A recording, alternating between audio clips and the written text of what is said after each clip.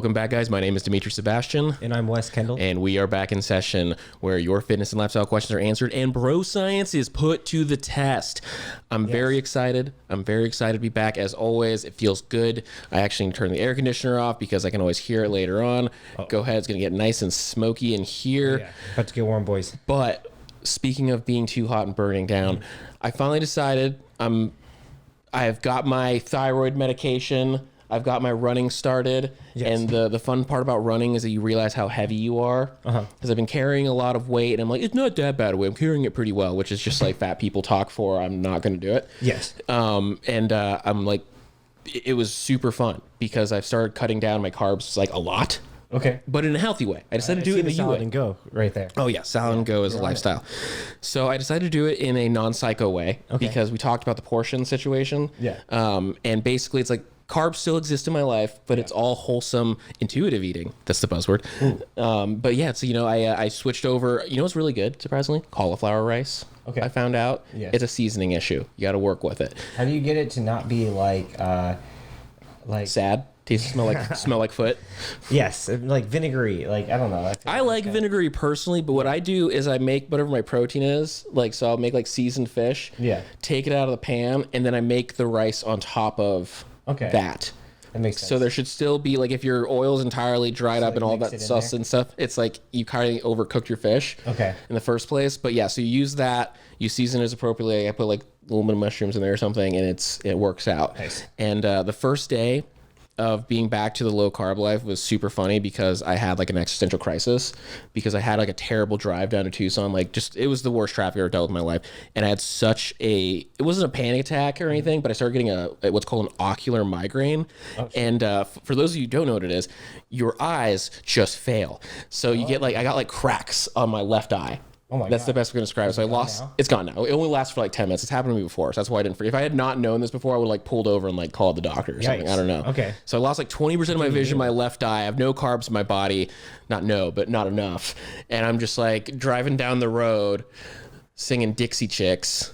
And actually no, it was Whiskey Lullaby. Which made me cry. And then, because I was having a bad day anyways. Did that help? I was having a bad time, super stressed out, and it was just like, put that bottle to his head and pull the trigger. And it sounds like it was the right song for the right time. It was. It brought me back. It grounded me. But it is so fun going for, I know people talk about like quitting smoking's hard, quitting all this stuff is hard, quitting like food is hard. But the misery that comes from it right in the beginning for me is like the funnest part because it's just so funny. It's just a hilarious place to live. Yeah, it's just like, wow, we're really suffering this much because we pulled a couple carbs out. Exactly. Your body, it's like when you have a kid who's acting up and you just like are looking at them like, oh, okay, you're gonna die. You're gonna die if I take away all your Play-Doh. Like that's how it feels in my body. It's like you've had like 6 hard-boiled eggs, some veggies, and like there was like, you're fine. You were so fine. My body's just throwing a hissy. It's like, I'll blind you, man. I'll throw us both off the road. Oh my God. And that's actually like, for me, there's a certain amount of love. Because if you have those situations yourself, just realize that your body is a toddler and you are at the captain's helm, but your first mate, your body is an asshole, and he likes to eat treats. Good perspective. Actually eat 6 hard-boiled eggs. I did. I ate a whole. Fucking disgusting. I ate so many hard-boiled. It was just funny too because I was amped. Because I hadn't eaten much the day before because it's kind of like going grocery shopping and everything. I crushed like 6 hard-boiled eggs and I'm just like ready to take on the day. Like that carried me until like 3. I bet. I don't know why. I don't really even like eggs that much, but if you're ever looking for that 4 to 6 hard-boiled egg energy, it exists. Oh, I'm sure that's like we got protein and fats and just plenty of fuel. I was ready to go to war. My eyeball was not. That's actually what not hard-boiled, but. I see these bodybuilders, like these really big ones, they're eating 6 like cooked eggs, fried usually, and then they'll eat like a bowl of oatmeal like this big. Yeah, I mean, it makes sense. That's what they eat for breakfast. I don't know. The egg is a superfood in a lot of ways. And if you meet any vegetarians who are like actually like pretty buff, like they crush eggs like crazy because it's like eggs and whey. And it's but the problem is the eggs, you get tired of them. And what I do is I get the hard-boiled eggs and I chop them up. You saw me do this the other day, and I put usually like cayenne and then like garlic salt on them. Okay. And I just eat them with like a fork. Like popping them. No, it's because it's too much egg flavor, and then that goes back to that like fart smell. Because like once you're on like your second egg without enough salt on it, like you just slowly start like smelling the fart from the back of your mouth. I feel that. Yeah, like you don't want to Dutch oven yourself with eggs. Yeah, I did 4 eggs the other day, and I was like, okay, I'm kind of tired of these eggs by the end. So 6 would be more. You know what they say that hunger. I'd probably do like 3 poached eggs if I put in a bowl of ramen. This guy freaking poached eggs. Just the most difficult type of egg possible. Just like toss an egg while you're already cooking ramen. That is actually, we learned that. Like everyone talks about how hard it is to poach an egg. It's like the key is to make ramen, throw the egg into it, poach it in there, and just don't take it out. Oh wow, just And you have a poached egg. nice. But yes, so In a bed of ramen. in a bed of ramen, exactly. You just you crush eggs. Why did I do that in college? Fine. Dude, honestly, like Elias is the ramen master. He's taught me everything I know about ramen. Yeah. It's like, oh, what you're gonna do is you're gonna cook it, you're gonna pour out half the water, and then you're gonna leave it on there for 2 more minutes because what it's gonna do is engorge the noodles, and now they're more like an udon. Oh wow. Okay, here's what you're gonna do. Now you're gonna put the water and you're gonna pour soy sauce in the water, then boil it in there. Now you have soy sauce infused ramen. Damn. Okay. Now you're gonna add an egg. Now everything I know about ramen I've learned from Wow. Elias. Okay. There's like there's levels to this. There is levels to this shit. If Yeah. you know, if you're listening to this and you're going to college right now, you haven't become broke yet. It's going to take about a semester before you finally blow it all on beer money. Hit us up with your questions, and we will tell you how to make ramen, both macro friendly and less depressing. Yeah. Agreed. Speaking of questions, we're gonna roll into it again. We're liking this new format. There's a bug. Ew. Oh. I think I got it. The new format. We got your What should we call questions. this? I mean, I'm fielding these questions in the gym, and I'm bringing them to you guys. So I know you gym goers out there. You guys should have Have- a name for this yeah. section. I think this should just be called back in session because the thing is, it kind of came from the concept of us like teaching and informing and Yeah. disproving, and we can at some point maybe we'll like differentiate things, but like I kind of like this. I think this could be where we live for a while because we've changed a few times. Yeah. we like to bounce around, and if you guys keep having the questions, we're gonna keep having the answers. Yeah. And if we don't, If you want to stick to back in session, call it back in session answering questions. that's a terrible name. This is That does not brand well. That does not brand well. In the Back- trenches. in the trenches. Yes. These are questions from the trenches. Mud, blood and guts. There we go. Got there. Blood, guts, and iron. So the first question is a great one because this is the one of the things that it's like shampoo. Yeah. Because shampoo, if you actually read it, it says that you should lather, rinse, repeat. Yes. No one does that. It'll dry your hair out. It's bad for you. If you do that, it's bad for your hair. Yes. How do you take creatine? I just take it whenever I can, once a day, every day. Done. That's what I do. Now, what does the bottle say? The bottle says that you need to load for 10 days with carbs and then go into a taper phase and then taper that off for 3 months. And then after that, you're good. But I think that is redundant. And just like you said, it's adding that extra step. So you, in my opinion, blow through it quicker. Let me tell you that there's a couple parts of that, and there's bullshit to like every level. Yeah. So there's a few things. Was it creatine monohydrate? Yeah. Monohydrate. That is it. That's the active ingredient. All of them are the same. Some of them taste different. Doesn't matter. Yeah. Some of them are berry flavor. Some of them are this. Some of them taste like nothing. I usually go with the nothing so I can add it to other things. Right. So don't let someone upsell you on their version of creatine. You're paying more than $30 for your creatine. You're fucking. It's like buying expensive salt. It doesn't actually. There's more of an argument for salt because Himalayan salt does taste slightly different. Creatine, it doesn't matter. It's all the same. The second part, the loading phase. Yeah. The loading phase got me for so long because the thing is, people will hold on to their container of creatine for a very long time because it's a very small scoop. So what they want you to do is every time you fall off the creatine wagon, you get back on. They say actually you need to take 2 to 3 scoops a day to load. Yeah. That's not how it works. Your body will just continue to process it normally and it'll piss out all the extra, and they're just trying to get you to buy more creatine. Well, if you could do it, but it will fuck you up. They want you to take 20 to 30 grams a day, which is a ton of creatine, enough to give you like diarrhea and serious issues for digestion, which is going to make you more dehydrated and make it harder to absorb the food you're eating. So Not a good idea. It kind of defeats the purpose. So people kind of gotten away with that, and now a lot of people are doing the just like take 5 grams every day forever, and that way you don't have to load. You kind of just like you don't have to worry about I have to take it right exactly after my workout, and then drink it with exactly 24 grams of carbohydrates so that it makes the insulin go high enough to drive into the muscle, or else it won't work. You just take it every day. It's already in your blood. It's already ready. Then after 3 months, you're ready to go. Exactly. And also, your mom lied. It's not going to give you kidney failure. It's fine. Just make sure you're actually drinking water. If you are super dehydrated all the time, don't take creatine, because it's literally all about moving water around. And if you don't have that water move around, there's no point. Right. It doesn't make sense anymore, and it's not helpful. So creatine, great. It's one of the only things that's actually been scientifically proven to actually make your workouts better and actually do what it says it's going to do. Yeah. It does not cost a lot. You can find it on Amazon. Tech. It does not increase your bench press by 310%. Sorry, Muscle Tech. Then I feel lied to. No. Yeah, no, it's good stuff. It's not that expensive. Do not overpay for it. You'll grow as a person. Yeah. Unless you take 30 scoops in one day, then your mom might be right. Yeah, that's the creatine bloat, guys. That's the problem. Yeah. This is actually another good question. I know it's coming off of COVID and everything. We've got the I don't even know if I'm allowed to say those words on YouTube anymore. The Delta extra variant is back. We're coming out. Some people still don't feel super comfortable going to the gym. Mm-hmm. Some people actually just have a lot of space at home and want to make use of that because they hate other people. Or already bought a bunch of very expensive gym equipment. There you go. The Bowflex. Yeah. What is the best piece of home gym equipment? If you were saying, I have a garage, I have some space, what should I get? What's going to make it so that this is actually like a good purchase? Well, are you talking about like gym equipment or like at-home equipment? Let's start with gym equipment, because I feel like that's something we haven't talked about before, and then we'll touch lightly on like small stuff, because I think we talked about that earlier in the year. I would say a Smith machine and a bench.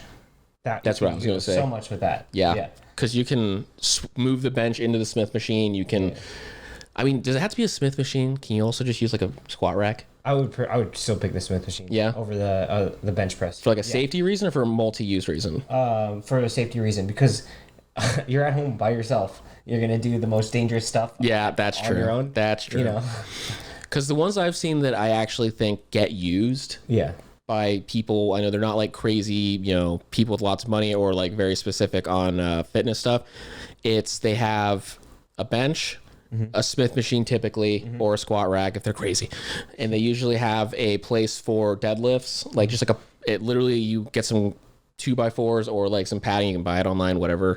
You can also make it yourself. And then usually they have like dumbbells going up to whatever weight is fine for them. Right. And then you have some plates and a bar, and basically that's all you need. Yeah. And that's a few $100.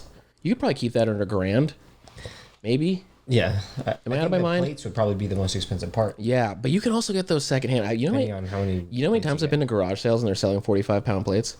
I haven't looked, but I don't think right now. No, yeah, you're right. Not right now. Actually, I was talking to someone about that earlier in the year. They're saying how getting gym equipment was like impossible because everyone was purchasing it. Bolts and gym equipment. So actually finding used might be great right now because all of those people finally decided it's never going to happen. Maybe. Go ahead and head on to OfferUp or the Facebook Marketplace, all of that stuff. You might find some good stuff. I bet they would. I guarantee that some people have finally, like their wife is just like, you're ruining the garage. Get this out of here. Yeah, it's like, I need another car. Let's. Exactly. We don't need all of this stuff. And then as far as if you're not actually going to buy equipment, okay, what should you get? Just regular at-home fitness. We'll say nothing more complicated than like dumbbells, like adjustable dumbbells. Yeah, I would say either adjustable dumbbells, or if you can't afford that because those are pretty pricey. Yeah, like a band set. I think those are the best because you can do push, you can do pull, you could do like leg stuff, you could do stretches, you could do a lot with the bands. Yeah, you can hook them up. I did like a full body workout with the bands during the pandemic. Bands are great for maintenance too, especially if you already have a build going. Because I think it's really funny when they had the what was it called, the shake weight, where they're just like sitting there jacking it at their face, like, look how buff I am. Yeah, right. And it was just like, yeah, that shake weight's gonna make you look like that, huh? Yeah. And then like you have the band things, all the stuff, super buff people. The irony is that they will not get you there. and let me just go and say right now, disavow on the Yeah. shake weight. It makes no sense. But bands and stuff, like if you have the muscle there, it's all about just activation, Yeah. high volume stuff. Like Tension. your muscles will be like, oh, okay, we still need to be here. Yeah, you can maintain a lot more than you think with it. Than probably not going to build an Arnold physique or. I actually learned that from The Bachelor, Bachelorette, and Bachelor in Paradise, Oh, you did. because they usually have very shit. What are they called? Gym equipment, and it's just bands all day. Oh, like yeah. you just have all these Pumps. buff guys who all look the same. Yeah, but it's like, do you think on that show? Sorry to get off topic, guys. Going on The Bachelor. I can't believe I'm talking about this. I'm not. I'm not sorry at all. I can't believe that they have all these fit people on this show, but the gyms always suck. Like this and like Big Brother and all that stuff. It's like they have all these. I think it's gotten better. We're really going off topic, but they have like they have like hotel gyms now. But again, it's a hotel gym. Yeah.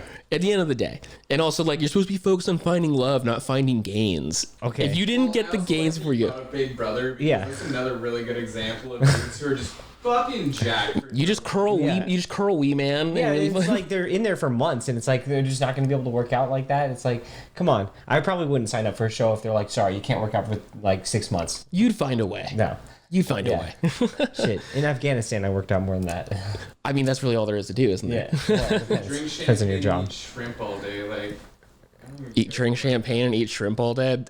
I'm out. I'm done. I like it's just like Dimitri comes back. He weighs 300 pounds. Like what happened? I thought you had a fitness podcast like shrimp and champagne, dog. The shrimp it was so low fat, but the champagne was not. So I like this question. We'll do this one before we go to the break. Why don't I look like I work out, Wes? Is a question for me. Did you hear me say this to myself in the bathroom or something? Well, the person who asked this question, I think I'm not going to say who it is, but I think what's going on is they see like all this Instagram stuff, and then they think that like that's achievable in a short period of time, like even 2 to 3 years, which is like way too short. Like the people who can look, like the Instagram models or like the physique competitors and stuff like that, a lot of them, already look pretty close to that before they even started working out because of genetics, or B, they've already put in 10 plus years of working out. And those are the two situations where people look, at that like a fitness model or like a competitor. Mm-hmm. So I think a lot of people, when they start working out in the gym, they don't realize how long it really takes to get a look where you actually look like you work out even in a regular t-shirt. You're seeing a finished product. Yeah. Like you're not seeing what built up to it. A lot of people, that's the thing that bums me out for a lot of people too, especially when they're starting their journeys later, is a lot of these Fitspo people were very athletic as kids. Yeah, already. So like they were a football player, or they were like their family worked out, or their dad or mom was like into fitness. So like they had a really strong foundation. So while you were kind of like doing your own kid stuff, they were laying a groundwork. Yeah. And not on purpose. And that's just how it is. Some people are very smart. Same way. It's like, oh, if your mom is a mathematician, like you're probably going to be better at math than most people. That's the kind of how it is. So yeah, there's those genetic freaks out there, like, Jay Cutler or Arnold, that by 21 look, ridiculous by 21. But, most people, most average genetic people, it takes 10 years before they look like they work out. I feel like another point to be made, and it sucks to say it, but a lot of people who are in really good shape, and this is a lot of times I feel like for like police officers, military people who work in like construction, like you're strong as hell, like you're super strong, you have really high endurance, you do all of this stuff, but your fat content Right, that's sucks. a big one. Your fat content sucks, and also yes, I get it. Like, oh, what carry fat in? Bleh. Yeah, I get it. Like, you have an unfortunate way of carrying your fat. Join the club. Yeah. But if you could just like lose like 5 to 10%, you'd be like shocked. Because that's another thing. Some people who don't have pecs, it's like I don't have pecs. It's just like, yeah, dude, it's just because your fat is carrying up your rib cage. Like if a smaller waist, it would look like exactly. Yeah, so like your pecs will bulge more if there wasn't like fat around your titties.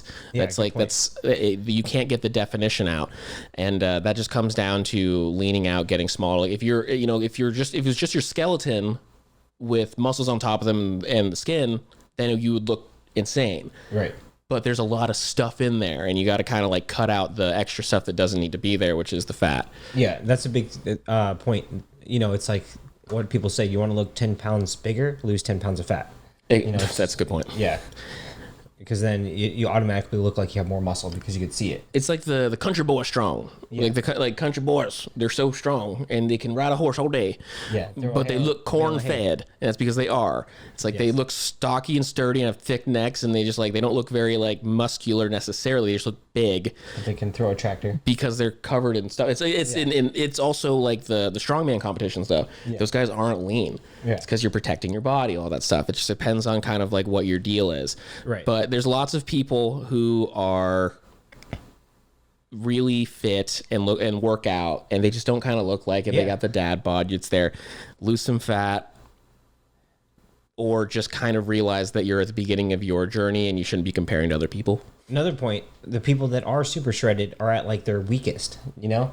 They're not strong, they're frail, their immune system is driven into the ground, and it's like they're one paper cut from like, you know, losing all their blood and fucking, you know, kidneys failing. So really, if you want to take down Mr. Olympia, find him on the day of, go sneeze on him. Go sneeze on him, yeah, cough on him, and then, you know, also give him a bunch of salt or something like exactly. that. You know? Just be like, pocket salt, and then sneeze on him, and then he's going to be out of commission for years. You got him.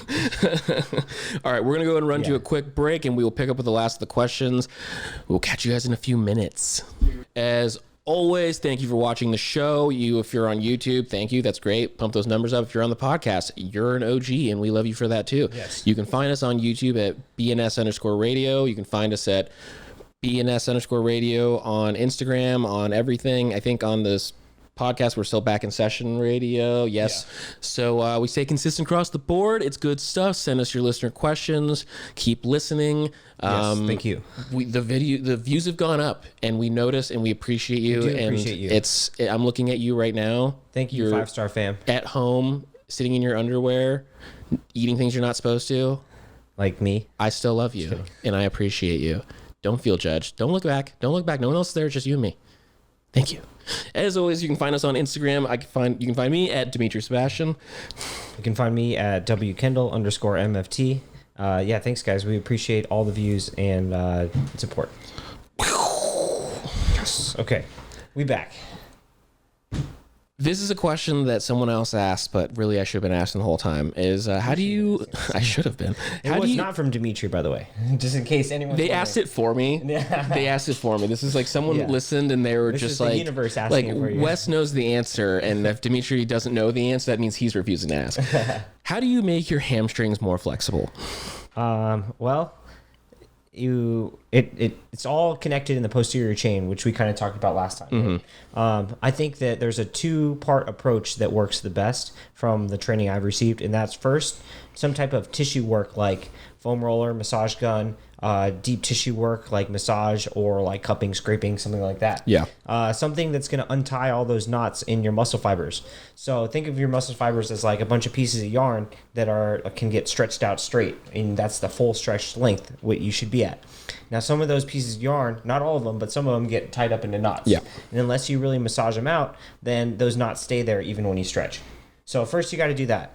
After you do the tissue work, then you can go into like a static stretch, which is usually step 1. Yeah. So it's like you can do like a bent over stretch, try and touch your toes, or you can do one on the ground even, trying to touch your toes, anything to kind of have that straight knee angle. And then the third and final step, which is after you have like a normal range of motion and you want to improve on your range of motion, you would then add in weighted stretches, which is like, a single leg deadlift is a good example. Something that's safe and not crazy heavy. Like a dumbbell kind of situation? Yeah, something like that. So we're going to untangle the yarn. Yes. With rub downs from yourself or your loved ones. Koreans. And then Koreans are our loved ones. And then we're going to move to stretching that rubber band and kind of like making it happen. So you're going to be doing this, like what they told you back in PE. It's like, touch your toes. Yeah. Like the presidential fitness test was like made to determine how short the bend and reach. Yeah, exactly. The bend of shame. Exactly. I mean, my toes and my fingers haven't been acquainted in quite some time. So things like that. It's always that one girl. Make sure you're working that You can't time. even touch your toes. It's always and they touch you, girl. hands flat to the Yeah, ground. it's like you're fucking 100 pounds. And it's just like, I'm gonna go find something heavy Yeah. that you can't pick up, and I'm gonna set it on something you love. Yeah. I'm gonna go tighten every single jar in the house. You can touch your toes to open those.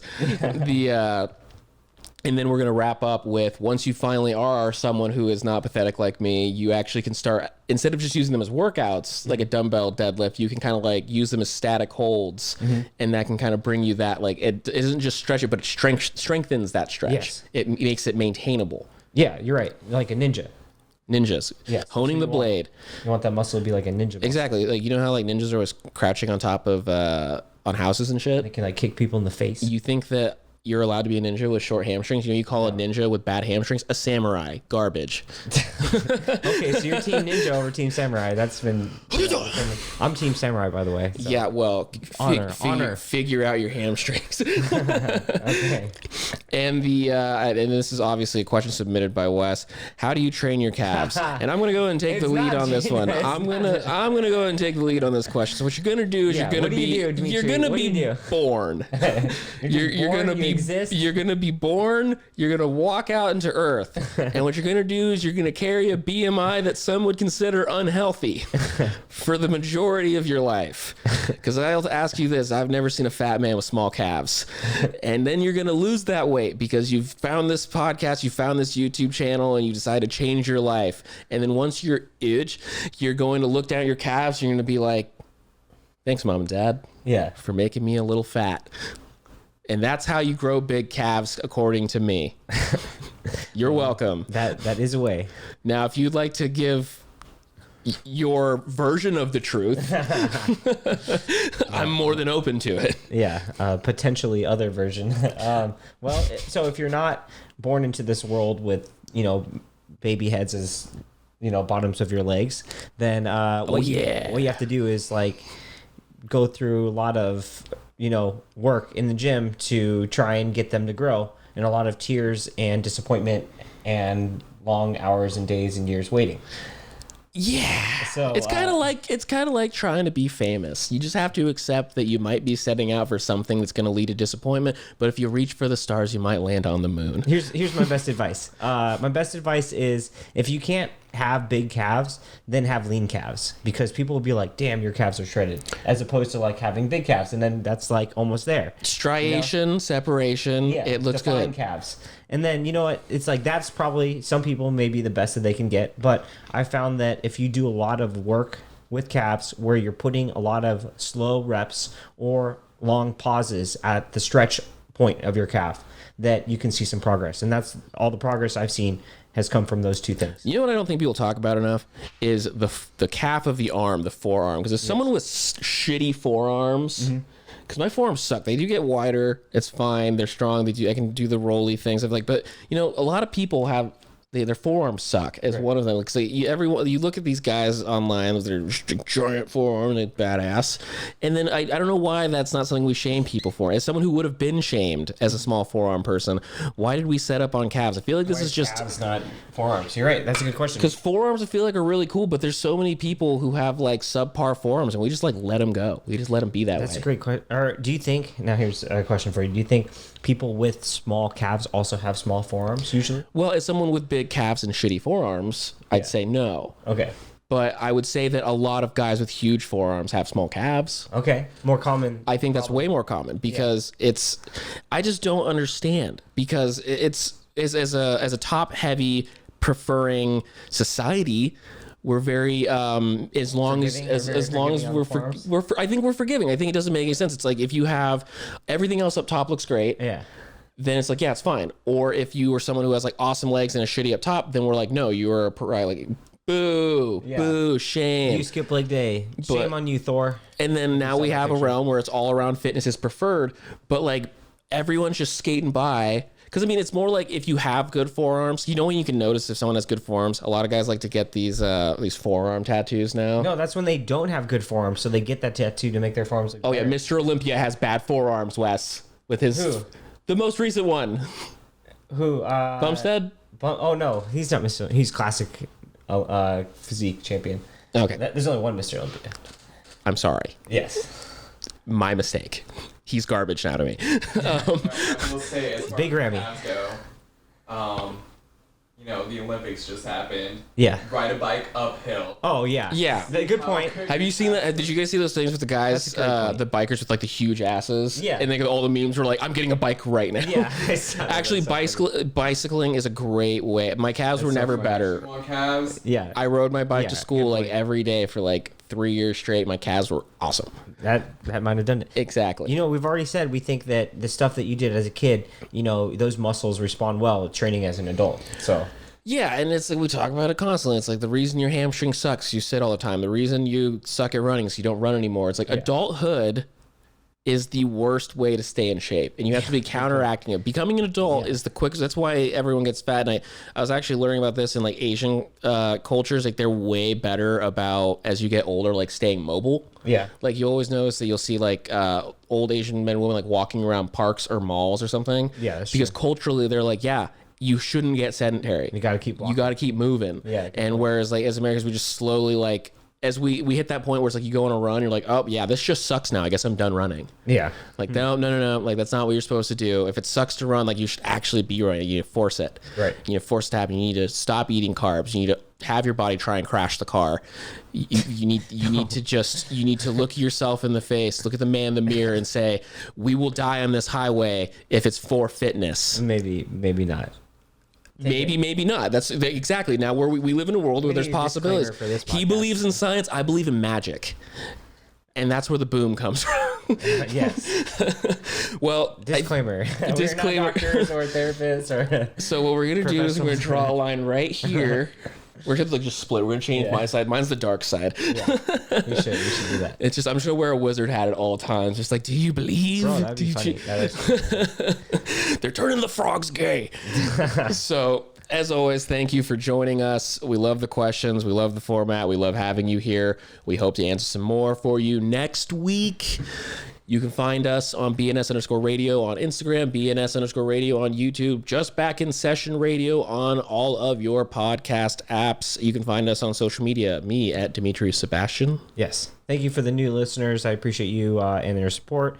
I'll see you all in the gym. And you can find me at WKendall_MFC.